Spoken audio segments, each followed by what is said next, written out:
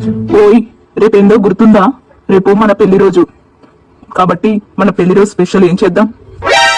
మనిద్దరం చాలా కాలం నుండి వాట్సాప్ లో చాటింగ్ తప్ప డైరెక్ట్ గా మాట్లాడుకోవడం లేదు కదండి.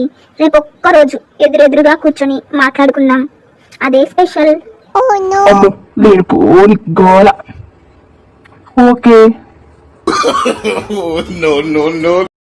చెప్పు, మర్యాదగా చెప్పు, అద్దెబ్బతో చెప్పు. నీ సంగతి చూస్తారా నేను, ఎవతో చెప్పురా. ఎవరు లేరే. ఏంది శ్యామల, మీ ఆయన్ని పట్టుకుని అలా చితకబాదుతున్నావు? చూడు శాంతక్క, పొద్దున్న ఈయనకి ఫోన్ చేస్తే ఒక అమ్మాయి మీరు డైల్ చేస్తున్న వారు ప్రస్తుతం వేరొకరితో బిజీగా ఉన్నారు అని చెప్పింది. అది ఎవరితో చెప్పట్లేడు, చెప్పమను, మర్యాదగా దేవతో చెప్పమను. అవునా? ఇది కూడా తిక్కల్లేనా? ఎవరు నా బాధ అర్థం చేసుకుంటారు? కనీసం ఇదైనా నచ్చ చెప్పుతుందేమో అంటే ఇది కూడా అవునా అంటుంది. లాయర్ గారు, నాకు విడాకులు కావాలండి.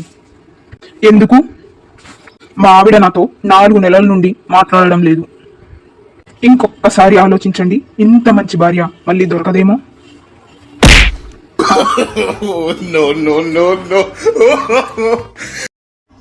ఏం తీసుకురమ్మంటారు?